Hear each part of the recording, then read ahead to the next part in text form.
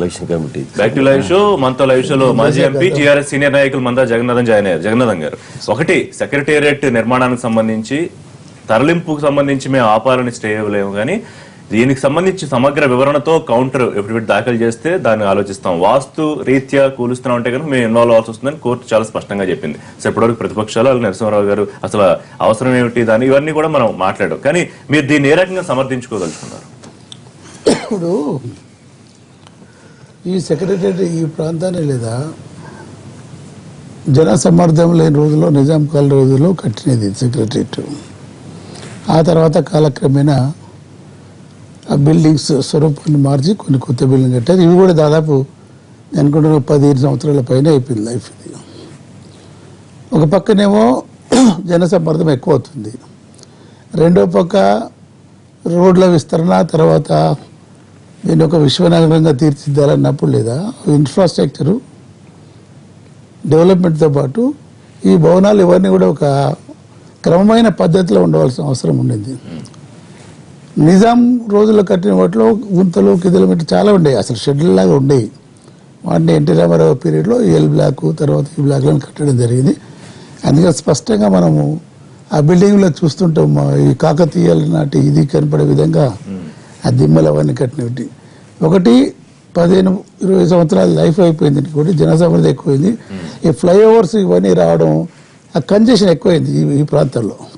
రెండో పక్క ఎన్టీఆర్ పార్కు రావడము ఇవన్నీ ప్రజల యొక్క విజిటింగ్ అది కూడా ఎక్కువైపోయింది. ఈ తరుణంలో ఈ జనసమృద్ధి ఎక్కువ ఉండే దీంట్లో విశాలంగా ఉండి ఒకే ప్రదేశంలో ఒక నమూనాలో ఉండి ఒకే ప్రదేశంలో ఉండి అందరికి అందుబాటులో ఉండే సౌకర్యాలా లేకపోతే విమర్శలు తీవ్రంగా రాజకీయ విమర్శలు చాలా చేస్తుంటారు.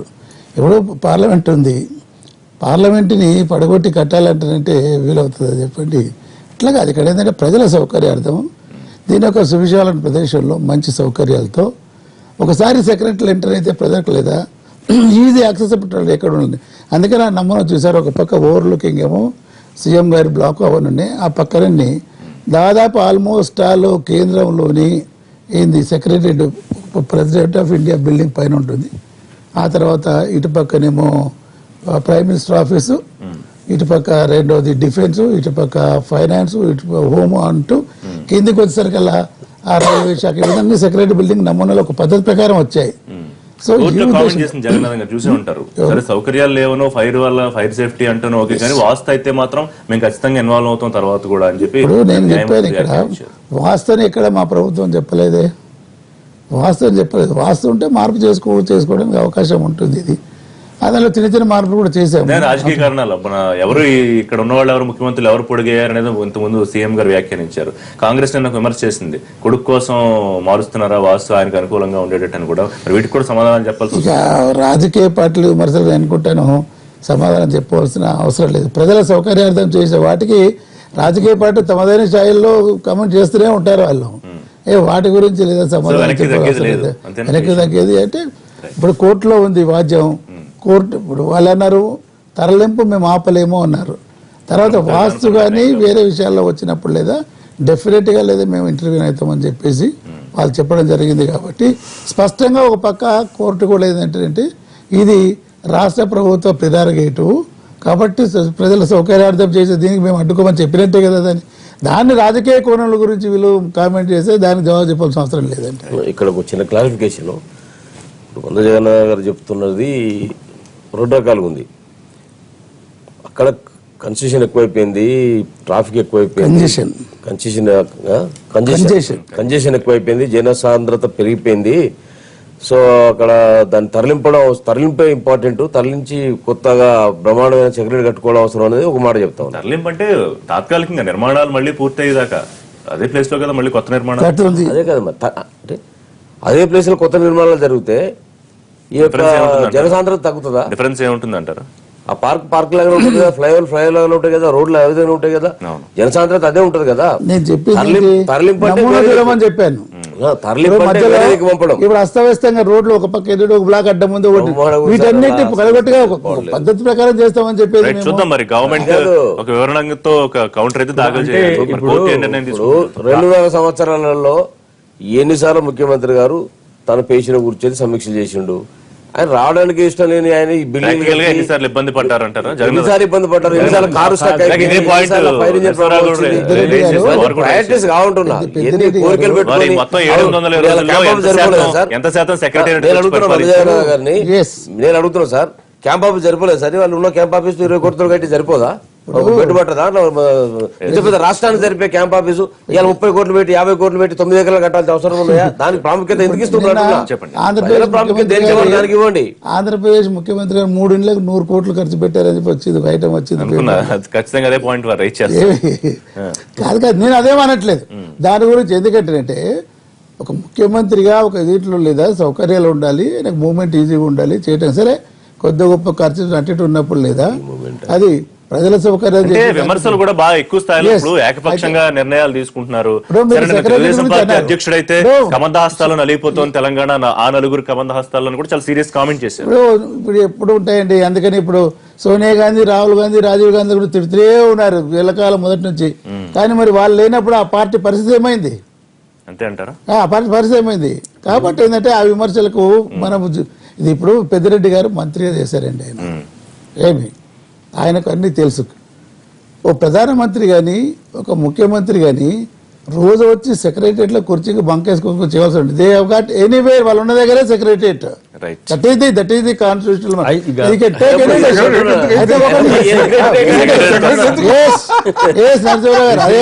ఇప్పుడు ప్రధానమంత్రి గారు ఉన్నారండి, ఆయన విదేశాలకు పోయినప్పుడు లేదా అక్కడ నుంచి ఆయన ఇన్స్ట్రక్షన్స్ ఇస్తుంటారు. అది ఉన్నప్పుడేమో మంచిది, ఇదేమో మా ముఖ్యమంత్రి ఇప్పుడు ఆయన అవసరం ఉన్నప్పుడు సెక్రటరీకి వస్తున్నాడు. దాని క్యాంప్ ఆఫీసులో నిరంతరం ఒక నిమిషం దాకా క్యాంప్ ఆఫీసులో నిరంతరం కూర్చొని సమీక్షలు చేస్తున్నారు, డెసిషన్ తీసుకుంటున్నారు. ఇది వేరే డిపార్ట్మెంట్స్ అకామిడేట్ చేయాలండి, వేరే డిపార్ట్మెంట్స్ అకామిడేట్ చేయాలి. ప్రజలు ప్రతి ఒక్కరు లేదా సీఎం క్యాంప్ ఆఫీస్కి పోలేరు. ఓన్లీ కొద్దిమంది రెస్ట్రిక్ట్ అవుతుంది, ఎమ్మెల్యేలు, మంత్రులు, ఇటువంటి ఆఫీసర్స్. మనం ఇంతకు ముందు మాట్లాడినప్పుడు లేరు కాబట్టి మేము అంటున్నది ఏంటంటే 1000 కోట్లతోనే ఒక 5000 కోట్లతో కట్టుకుందాం. ఇప్పుడు మన హైదరాబాద్ రోడ్లకు 1400 కోట్లు 1800 కోట్లు అవసరం ఉన్నాయి సార్. నువ్వు సెక్రటరియట్ కి రావాలంటే కూడా, నువ్వు టైంకి రావాలంటే కూడా రోడ్లు ముందు బాగుండాలి కదా. ఇప్పుడు మనకు గ్రామీణ ప్రాంతాల్లో వస్తున్న మొదలైన అసలు సమస్యలు ఏంటి? ఒక్క రోడ్ వేసుకుంటే సరిపోతుంది, ఒక్క రోడ్ సీఎం క్యాంప్ ఆఫీస్ నుంచి ఇక్కడికా? ఓకే, అది మరి అట్లనే అనుకుందాం. ప్రజలకు ఎందుకంటే ఇప్పుడు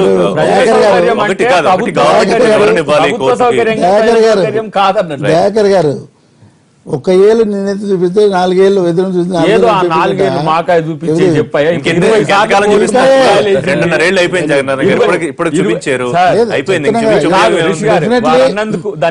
రోడ్ల వ్యవస్థ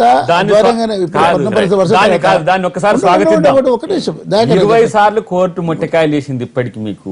సర్లే మొట్టకాయలు మీకే లేదా? నెంబర్ 1 స్టేట్ అయితేనేమో ఈయన 26 నెలల్లో తెచ్చిన ఘనత ఏది గత ప్రభుత్వాలు ఉండవు. ఏమైనా నష్టం జరిగితేనేమో 4000 నా వైపు చూపిస్తుంది. నేను లేట్ రావడానికి కూడా కారణం ఏంటంటే నేను ఎక్కడో వచ్చి రావాలి. ఇప్పుడు రోడ్లు అయితే నిజంగానే బాగాలేవు. మనము కేటీఆర్ బాధితులు నేను కాదనట్లేదు, కాకపోతే అందుకని రివ్యూ చేసి మీరు చూసారు అధికారులను ఏ విధంగా అప్పులు చేసింది. ఎప్పుడు సేమ్ కారణాలని మీరు చెప్పేది, ప్రజావసరాలకు అనుగుణంగా మీరు స్పందించలేదని ఆల్రెడీ రిపేరింగ్ స్టార్ట్ చేశారు. ఎక్కడెక్కడ పర్మనెంట్ బేసిస్ లో వైట్ ట్యాపింగ్ చేయాలన్న కాదండి, పెద్ద కార్యక్రమాలను ఆలస్యం అయితే ఇప్పుడు 50,000 20,000 అయ్యేది కాదు కదా. అట్లీస్ట్ యూ నీడ్ ఒక దాదాపు 400-500 కోట్ల రూపాయలు కావాల్సి వస్తాయి మొత్తం. ఒకటి, తెలంగాణ ఎందుకు నెంబర్ 1 స్టేట్ అయింది అనేది మంత్రి కేటీఆర్ గారు వివరించారు. అంటే ఇదేదో ఒక రోజులో అయిందిగా, 9 నెలల కష్టమైన ఫలితం అని చెప్పి. హరీష్ రావు గారు మరి కొంచెం ముందుకెళ్ళి ఇప్పుడు నెంబర్ 1 కాదు, ఎప్పటికీ మేమే నెంబర్ 1 గా ఉంటాం, ప్రతిపక్షాలకు ఒక కౌంటర్ కూడా ఇచ్చారు. సో ఎట్లా చూస్తున్నారు? ఈజ్ ఆఫ్ డూయింగ్ బిజినెస్ అనేది సరే కొన్ని అంశాలు ఇచ్చారు. తెలంగాణ, ఆంధ్రప్రదేశ్ కూడా మొదటి స్థానంలో రావడం, ఆయన కూడా కంగ్రాచులేట్ చేస్తారు ఏపీని. సో వచ్చిన కష్ట ఫలితం అని చెప్పడం, రెండోది ఎప్పటికీ మేమే నెంబర్ 1 గా ఉంటాం అని చెప్పే పరిస్థితిలో ఉందా? అంటే పేపర్ చదివితే వాళ్ళ స్టేట్మెంట్లు వింటే నెంబర్ 1 తెలుస్తాను తప్ప నిత్య జీవితంలో నెంబర్ 1 ఫిజికల్ గా అసలు ఏముంది? ఇప్పుడు ఒక చిన్న 4 ఉదాహరణలు చెబుతాను. నాలాలు అన్నిటి మీద కూలగొడతా ఉన్నారు, వాటి మీద అక్రమ నిర్మాణాలు. మొట్టమొదటి ఇది మొదలెట్టారు ఒక్కరోజు, అంతే ఒక్కరోజుతో అది ముగిసిపోయింది, ఆ అధ్యాయం ముగిసిపోయింది. ఇక తర్వాత వీళ్ళు ఇప్పుడు ఆయనే చెప్పారు, కేసీఆర్ గారు చెప్పారు, ఇక్కడ జిహెచ్ఎంసీలో కరప్షన్ అంటనే నాయకుడు ఎవరు, కరప్షన్ లేని వ్యక్తి ఎవరైనా ఉన్నారా అని చెప్పారు. అంటే ఒక్క డిపార్ట్మెంట్ లో ఒక్క శాఖలో మేము కరప్షన్ లేకుండా చేసాం చెప్పగలరా? అలాగే ఒక్క గ్రామంలో నిరక్షరాస్యత లేకుండా చేసాం, ఒక్క గ్రామంలో పేదరికం లేకుండా చేసాం చెప్పగలరా? ఏంటి మీరు చేస్తుంది? 70 సంవత్సరాలు 2 గ్రామాలు అసలు మీరు ఏ లక్ష్యం వైపు పయనిస్తున్నారు? ఇప్పుడు ఇండస్ట్రియల్ గా వెసులుబాటు ఉందంటే ఏం చేశారు మీరు? అదనంగా ఏం చేశారు కాబట్టి ఇండస్ట్రియల్ గా చాలా ఇండస్ట్రీస్ వచ్చి పడిపోతున్నాయి. హైదరాబాద్ నగరం యొక్క ప్రతిష్ట, హైదరాబాద్ నగరంలో ఉన్న వసతులు, హైదరాబాద్ నగరంలో ఉన్న ఒక సెంట్రల్ ఏడాదిలో దాదాపు 44,000 కోట్లు తర్వాత ఎన్ని ఉద్యోగాలు ఇచ్చాము, మరి రాబోయే 2 ఏళ్ళు ఎన్ని ఇస్తున్నాను కూడా అది కూడా చెప్పారు మంత్రి గారు చాలా కేటగారికల్ గా.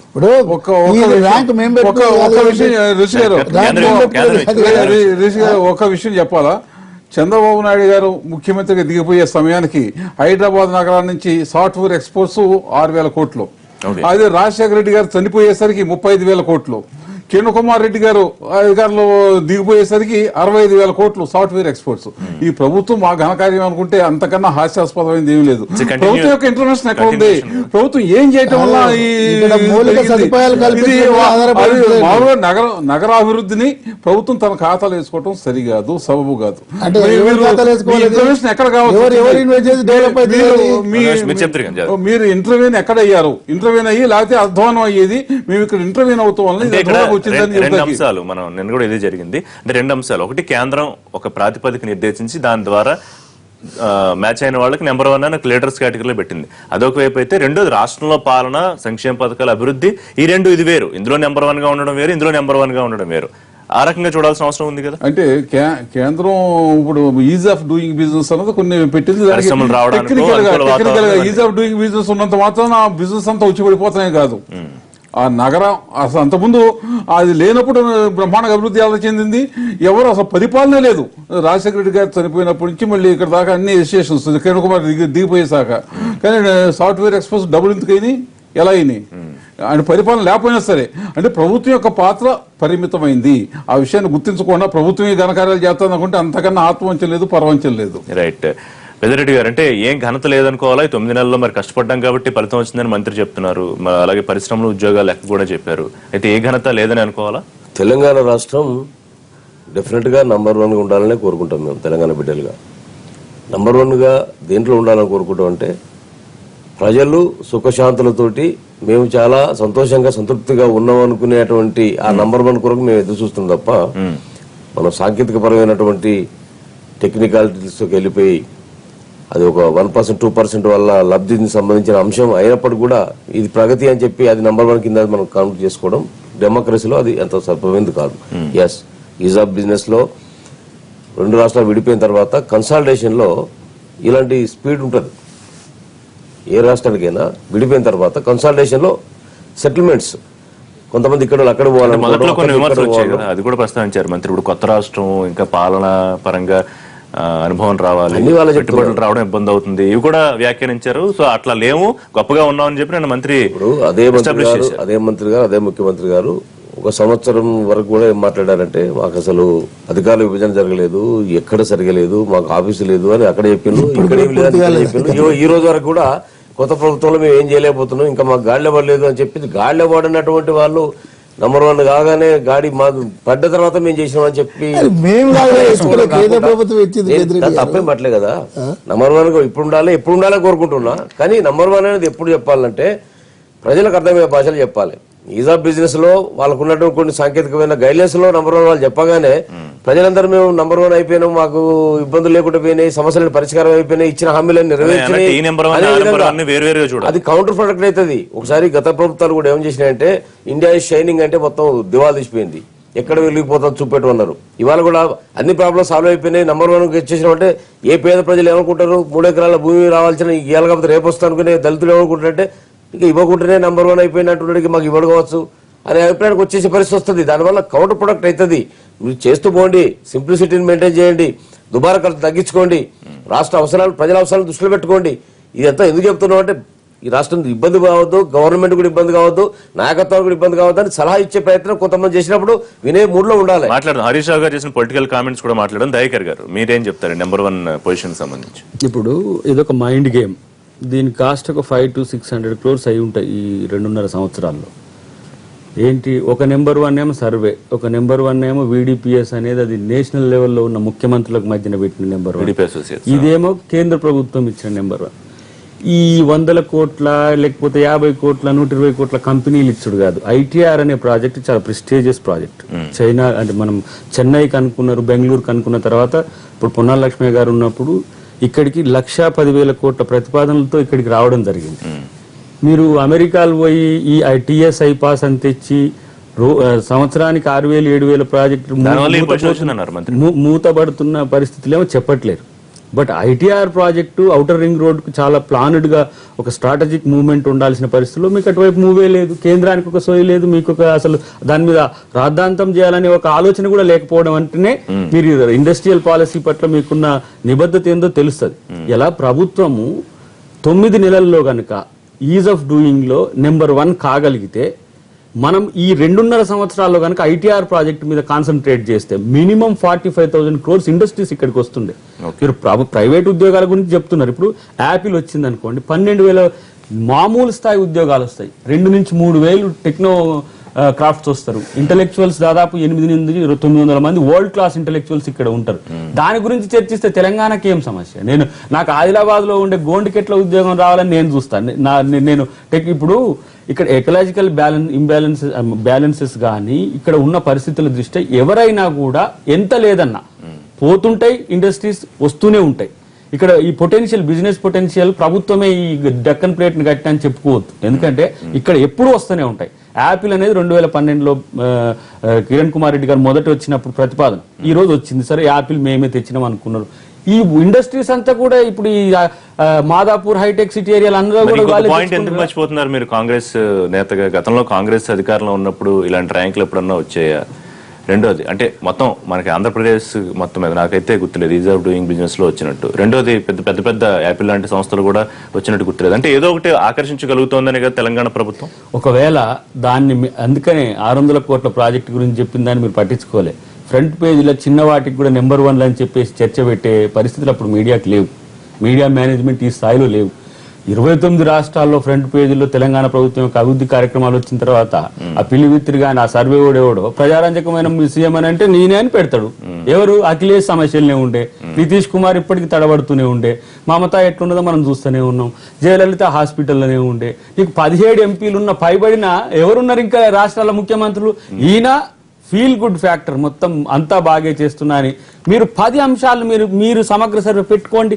ప్రజల వద్దకు పోదాం, రైతు రుణమాఫీ అప్పుడు మీరు చూడండి. ఇక్కడ నేనేమంటున్నా, ఎస్ డెఫినెట్ గా ఒక ఐకనిజం ఉంది, ఫేవరెటిజం ఉంది. నేషనల్ వైడ్ గా ఆయనకి తెలంగాణ తెచ్చిందనే ఒక క్రియేషన్ వల్ల ఏమైంది, మొత్తంగా తను ప్రభావవంతమైన నాయకుడిగా ఒప్పుకుంటున్నారు కదా. ఆయన ఇమేజ్ అయితే దేశవ్యాప్తంగా పెరిగింది. తెలంగాణ మూవ్మెంట్ జరిగేటప్పుడు రాజశేఖర రెడ్డి కాంచి మొదలు పెడితే కిరణ్ కుమార్ రెడ్డి గారిని, రోషయ్య గారిని తూలనాడుతున్న క్రమం చూసినాం కదా మనం వెనుకటికి. ఈయన చాలా గొప్ప నాయకుడు అని ప్రజల్లో ఒకటి ఉంటుంది. కాంగ్రెస్ ఇచ్చింది పక్కన పోయింది, నేనే తెచ్చిందని ఇప్పుడు ప్రచారం చేసుకోవడంలో చాలా ముందంజలో ఉండడం బట్టి ప్రజలు అంగీకరిస్తారు. ఇంకా కొంచెం ఆలోచిస్తున్నారు, ఆయనకు కొంచెం సమయం ఇవ్వాలి. వాస్తవానికి చెప్పాలంటే అడ్మినిస్ట్రేటివ్ సమర్థత గురించి చెప్పేటప్పుడు మన అసమర్థత ఎంత ఉందో కూడా చెక్ చేసుకోవాలి. ప్రోస్ అండ్ కాన్స్ ఉండాలి కదా.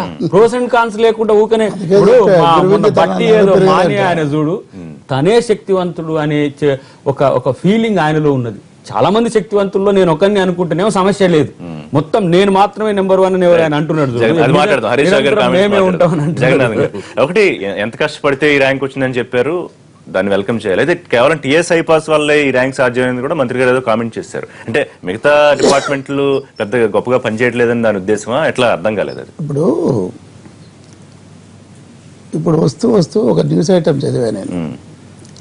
కేంద్ర ప్రభుత్వం యొక్క విధానాల వల్ల పంచాయతీలు విలవిలా అని చెప్పేసి అనుకుంటున్నా. ఆంధ్రజ్యోతిలో, సాక్షిలో దీంట్లో వచ్చింది. దాంట్లో స్పష్టంగా రాదు ఇప్పుడు డెవలప్మెంట్ దీంట్లో. ఇప్పుడు ఫీల్ గుడ్ ఫ్యాక్టర్ తర్వాత ఇది number 1 rank, it is quite different from schemes.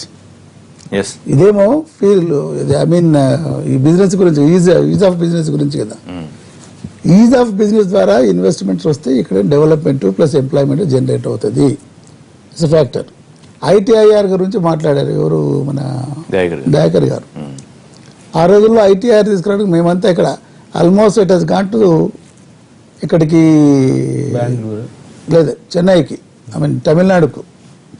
అయితే అక్కడ ఏంటి, ఐటీఐఆర్ కేంద్ర ప్రభుత్వం యొక్క కాంట్రిబ్యూషన్తో ప్రైవేట్ ఇన్వెస్టర్స్ గ్లోబల్లీ వచ్చి ఇది ఒక ప్రాజెక్ట్. ఇది ఏమి దీనికి లేదా కేంద్ర ప్రభుత్వం సహకారం చాలా అవసరం. ఆల్మోస్ట్ 25% కేంద్ర ప్రభుత్వం ఇన్వెస్ట్ చేస్తారు ఇక్కడ. మరి మొన్న ఒక ఐటమ్ చూసాం, ఐటీఆర్ని ఇక్కడి నుంచి తీసేయాలన్న బుద్ధితో ఉంది కేంద్ర ప్రభుత్వం. పెద్ద ఐటమ్ వచ్చింది, ఒక ఇంగ్లీష్ ప్రామినెంట్ ఇంగ్లీష్ ఉంది. అటువంటి అప్పుడు లేదా ఒక పక్క టీ పాస్తాను లేదా ఇండస్ట్రీ దీంట్లో మనం చూసాం 44,000 కోట్ల రూపాయలను 2,055 ఇండస్ట్రీస్ వాళ్ళ ముందుకు వచ్చారని చెప్పి వాటన్నిటి ఇప్పుడు అవన్నీ ఉన్నాయా అంటే అవి కాలక్రమేణా టేక్ ఆఫ్ అవుతాయి. ఏమి అటువంటిది కేంద్ర ప్రభుత్వం చిన్న చూపు చేసేటప్పుడు లేదా రాష్ట్ర ప్రభుత్వము వాళ్ళంతా వచ్చేది కేంద్ర ప్రభుత్వము మధ్యవర్తిత్వం ద్వారా వస్తారు వాళ్ళు. కేంద్ర ప్రభుత్వం ఎన్నిసార్లు వెళ్ళారు, ముఖ్యమంత్రి గారు చెప్పిన కానీ నిమ్మక నీరైతులు ఉన్నాడు. అదొక ఫ్యాక్టర్. కొన్ని వచ్చాయి, ఇది జరుగుతూ ఉంది.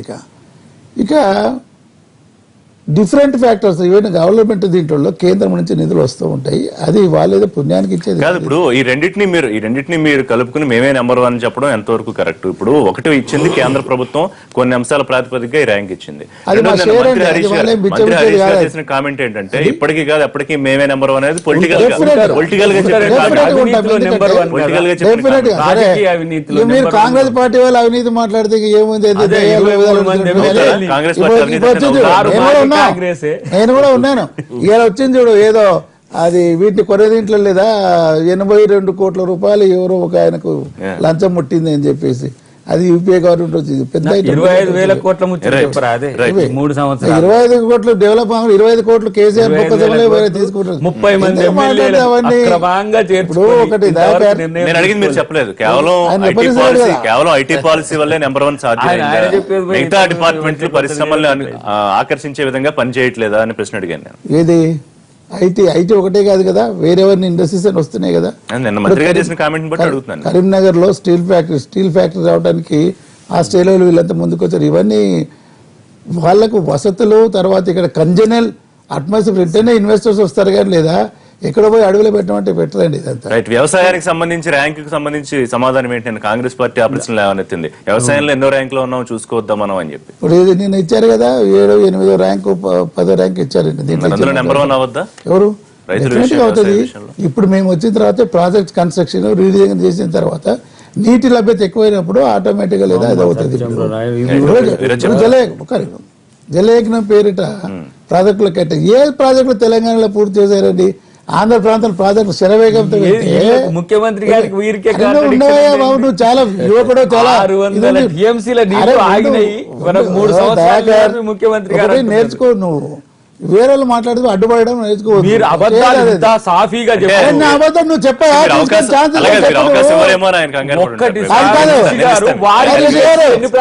అబద్ధం అయితే నువ్వు చూడు. నేను ఈ 3 గవర్నమెంట్లు చూసాను, ఎవరైతే నాకు తెలుసు. నువ్వు ఏ గవర్నమెంట్ లో పార్టిసిపేట్ చేయలేదు కాబట్టి నువ్వు మాట్లాడేదానికి ఒక సాంక్టిటీ ఉండదు. నువ్వు మాట్లాడేదానికి ఒక సాంక్టిటీ ఉండదు.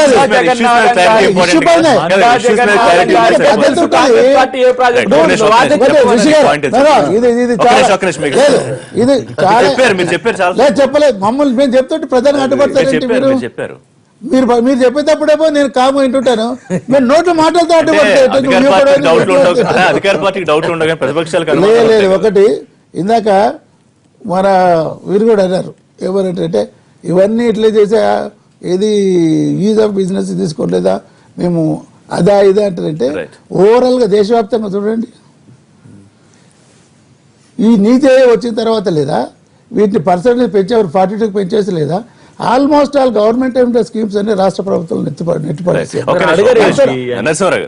ఇప్పుడు హైదరాబాద్ నగరం శివార్లలో తప్ప మిగతా జిల్లాల్లో పారిశ్రామిక ఉన్నతి ఎలా జరిగింది, ఏమైనా పారిశ్రామిక అభివృద్ధి జరుగుతుంది, అక్కడ పరిశ్రమలు కొత్తగా వస్తున్నాయి, పాత పరిశ్రమల గురించి వాళ్ళు మెసేజ్ చేస్తాం జరిగింది. అవన్నీ కూడా 5 ఏళ్ల క్రితం 6 ఏళ్ల క్రితం మొదలుపెట్టిన పరిశ్రమలు ఎందుకు తెరుచుకోవట్లేదు? ఇప్పుడు అలాగే నిజాం షుగర్ ఫ్యాక్టరీ ఉంది, అది తెరిపిస్తా ఉన్నారు, వెంటనే తెచ్చుకోవాలి. అలాగే పేపర్ ఫ్యాక్టరీ ఉంది వరంగల్, అది మూతపడింది.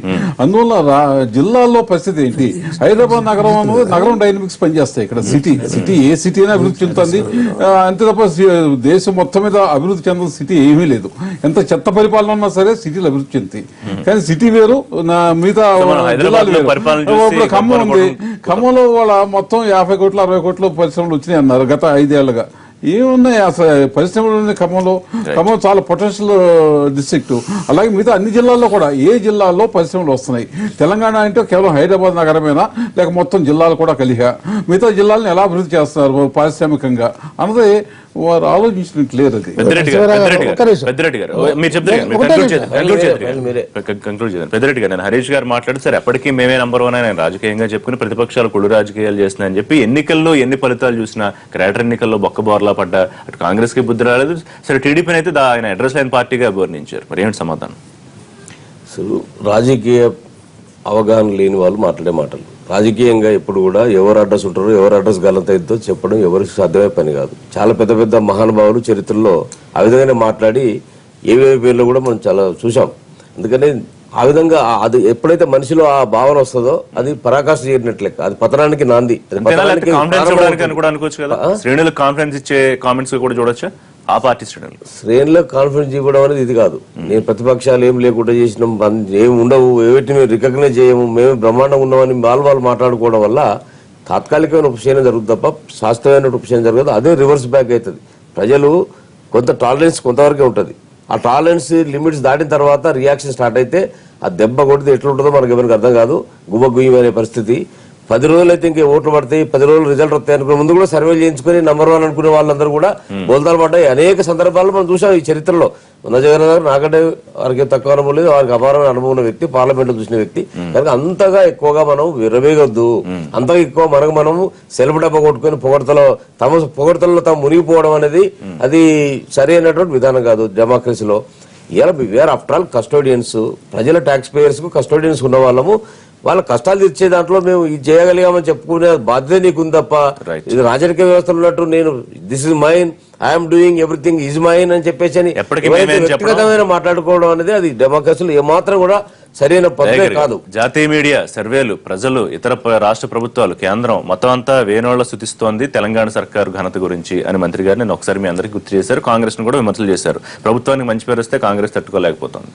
ఇప్పుడు అబద్ధత నుంచి చేస్తున్న కామెంట్స్ మీద మనం మాట్లాడితే చాలా ఏమంటాం అంటే కొన్ని వాస్తవాలు లేవో. ఇప్పుడు మిషన్ భగీరథ, మిషన్ కాకతీయ లాంటి పథకాల గురించి ఇతర రాష్ట్రాలు అధ్యయనం చేయడం కానీ, లేకపోతే ప్రధానమంత్రి గారు దాన్ని ప్రస్తావించడం కానీ, ప్రస్తావించడం ద్వారా వచ్చిన లాభం ఏంటి, మనకు ప్రజలకు జరిగిన మేలు ఏంటి? ఇప్పుడు మీరు మిషన్ కాకతీయ ఓ పని చేసిండ్రు, చెరువుల్లో నీళ్లున్నాయి, రైతుకు ప్రయోజనకారిగా మీరు ఎట్లా చేస్తున్నారు? ఇంతవరకు బ్యాంకులు లోన్ ఇచ్చే పరిస్థితి చేయలేదు, ఇన్పుట్ సబ్సిడీ వచ్చేటట్టు చేయలేదు, కనీసం వాళ్ళకి నకిలీ విత్తనాలు లేకుండా 43,000 కోట్లు ఇస్తున్నామని చెప్పారు రైతులకి. ఎప్పుడు 43,000 కోట్లు రైతు ఇస్తామనా ఆల్రెడీ ఖర్చు పెట్టేసింది అప్పటికే. అందుకని పంట విస్తీర్ణం పెరిగింది, దిగుబడి పెరిగిందా? సరే, వాళ్ళ కామెంట్స్ కి నేను చెప్పాల్సిన సమాధానం ఎట్లా ఉండాలంటే, నిస్సిగ్గుగా 28 నుంచి 30 మంది ఎమ్మెల్యేలు చేర్చుకొని వీళ్ళు నాబలం అని చెప్పి ఈ రోజు విర్రవీగుతున్నని ప్రభుత్వానికి November 8 ఏదో ఒక సమాధానం చెప్పాల్సిన అవసరం ఉంటుంది. అది జనవరిలోగా మీరు పెట్టండి, మళ్ళీ గెలవండి, 26, 28 ఎన్నో. ఇలా టీడీపీ పార్లమెంటరీ అదే ఎల్పీనే మొత్తం మీరు చేసుకొని అక్రమంగా ఒకవైపు తలసాని శ్రీనివాస్ యాదవ్ రాజీనామా ఉంది, ఇంకోసారి ఆ రోజు ఉన్న ఆయన పేరేంది దయాకర్ రావు పిటిషన్ ఉంది. వీటిని గురించి స్పీకర్ గనక స్వేచ్ఛ ఇచ్చి మళ్ళీ మీరు ఎన్నికలు పోయి మళ్ళీ గెలవండి, నష్టమే ఉంది. గెలుపోవటములు సహజం కదా. ఇవాళ కాంగ్రెస్ పార్టీ ఇప్పుడు ఓడిపోయింది, చరిత్ర అంతా ఓటమే ఉందా 47 నుంచి మొదలు పెడితే? ఈ రోజు నీకు వచ్చిన అవకాశాన్ని ప్రజల కొరకు వినియోగించమంటే కుళ్ళు పొల్లు అంటే మేము తెలంగాణ ఇవ్వకపోతే నువ్వు ఏడబోదు, ఇప్పుడు పోయి ఆడపోయి జగన్తో నుందో లేకపోతే టీడీపీతో పొత్తు పోదు, ఏ రకంగా చేస్తావు? మాకు మేము తెలంగాణ మీకెక్కడిది? రైట్. ఇప్పుడు దయ్యాలు వేదాలు వాళ్ళు ఇచ్చినట్టు దయాకర్కి ఉంది. ఒక్కసారి రికలెక్ట్ చేసుకుంటే మీరు ఆకర్షి పేరుతో టీఆర్ఎస్ ఎమ్మెల్యేలని తీసుకున్న తర్వాత ఎప్పుడు మీరు వాళ్ళని డిస్క్వాలిఫై చేశారు? దాదాపు ఇక 2 నెలలు 3 నెలలు ఇక నేను ఇదే వద్దాను. చేస్తాం మరి. కాబట్టి అట్లా చేస్తా అని చెప్పండి. మీరు చూపిన మీకెందుకు మేము పార్టీ ఏం చేస్తామని చేసిన రోడ్డే కదా. చెప్పని Right. నన్ను Let him- spell out వారే చేయను. కాంగ్రెస్ ఎంపీ గారు ఆ రోజు. నన్ను స్పెల్ అవుట్ చేస్తే నేను కాదు. ఏమి చెప్పండి. నేను కాంగ్రెస్ అంటేనంటే ఒక మంచి కార్యక్రమం గురించి వచ్చాను. నువ్వు దాన్ని కాంగ్రెస్ కాబట్టి మళ్ళీ లేదా మీకు గుడ్ బై చెప్పేసి మేము ప్రజల గురించి వచ్చాము. Right. అట్లంటే ఆ రోజు రాజశేఖర రెడ్డి గారిని తిట్టడంలో మేమే ముందున్నాం అట్లా చేసినప్పుడు టీఆర్ఎస్ మనం అప్పుడు తిట్టిన ఇప్పుడు ఎందుకు సంబంధిస్తాం అయితేనంటే నేను దాన్ని ఎగ్జాంపుల్ తీసుకోమని నేను చెప్పాను. నేను దయాలు వేదాలు అని చెప్పి వాళ్ళు ఇప్పుడు దాన్ని చేసిన వాళ్ళు. మళ్ళీ నువ్వు అడ్డుపడతావేందా నువ్వు కొంచెం నేర్చుకో. మీరు నువ్వు నేర్చుకోకపోతే అనే వేరే- comment ఇప్పుడు లేదు, అనే ఒకటే నీ- చెప్పను ఇప్పుడు మీరు కాంగ్రెస్ లో ఉన్నారు ఆ రోజు, నేను జేఏసీ నీకు ఎందుకని రాజశేఖర రెడ్డి గారు చేస్తే మేము నీకెందుకు? ప్రశ్నించిన నీకు మీరు అసలు దయ్యాలు తెలియదు, ఆరోపణలు నేను అప్పుడు- నేను. నేను లేను దాంట్లో. గతం వదిలేద్దాం. నేను దాంట్లో లేను, నీకు తెలవాలి. ప్రస్తుతం మాట్లాడుకుందాం. నేను Conclude చేయండి. నేను దాంట్లో లేను. నేను వచ్చిన 3 నెలల ముందు వచ్చాను. నేను నీకు తెలవాలి ఆ సంగతి. నీకు తెలియకుండా ఏంటాను రైట్. ఏమి ఇటువంటి దాన్ని చేసి ఇప్పుడు ఆ మాటలు మాట్లాడితే కదా వివిధ వీటి గురించి మాట్లాడేనా ఏమి ఈ ఫ్లోలో ఇదేసినప్పుడు ఇట్లనే ఉంటుంది, బ్లాక్ అయితే వస్తుంటుంది. కాదు ఎప్పటికీ మేమేం చెప్పుకుంటే Yes. ప్రజలన్నీ ఎందుకు అబ్జర్వ్ తెలుసా? చేస్తారు. మేము పెద్దిరెడ్డి ఎందుకు గారు హరీష్ రావు గారు చెప్పినట్లు ఏంటంటే వీఆర్ వెరీ కాన్షియస్. ఎందుకంటే And confident. ప్రజలకు చేయకపోతే very conscious in the aspect of ప్రజలకు చేయకపోతారంటే ఇప్పుడు అన్నారు గువ్వ కొట్టి పలగొట్టారు అన్నట్టు మీ గువ్వలను పలగొట్టారు. మా గువ్వ సేఫ్టీ మా గువ్వ కట్టే బాగుతాయి మేము చేయకపోతే we are very conscious. Safe guards అయితే మీరు ఇప్పుడు మిమ్మల్ని పెట్టుకుంటారు. పెట్టుకోవాలంటే ప్రజాపాలన చేయాలి. 5 సార్లు ప్రభుత్వాలకు వచ్చినట్టు మాట్లాడు 2.5 ఏళ్ళు దాటలేదు. ఇప్పుడు ఎన్నో సార్లు. అరే పెద్దలేదా ఒక చెప్పని మాట ఆయన మాట్లాడు. మన చంద్రబాబు నాయుడు గారు 20 దాకా నేనే ఉంటానండి. కాదు, మన చంద్రబాబు నాయుడు గారు 20 దాకా నేనే ముఖ్యమంత్రి అని చెప్పిండు. 20 మీకు కూడా అట్లే చెప్పుకుంటారు అరే నేను ఇప్పుడు clear గా చెప్పలేదా? శాశ్వతంగా మందే అన్నారు కదా. ఇప్పుడు నేను క్లియర్ గా ఏం చెప్పాను నేను అధికారం కూడా. మీ గూబ పలగొట్టినట్టే మా గూబ పలగొట్టే వీఆర్ హరీష్ గారు చెప్పిందంటే ఆ జాగ్రత్తలు మేము ఉన్నాం, పనులు చేస్తాం కాబట్టి మేమే నెంబర్ 1 ఉంటాము. డబుల్ బెడ్రూమ్ ఒక్క బెడ్రూమ్ థ్యాంక్ యూ పెద్దిరెడ్డి గారు, థ్యాంక్ యూ నరసింహారావు గారు. ఇది వాళ్ళ లైవ్ షో. రేపు లైవ్ షోలో మళ్ళీ కలుద్దాం. Keep watching NTV.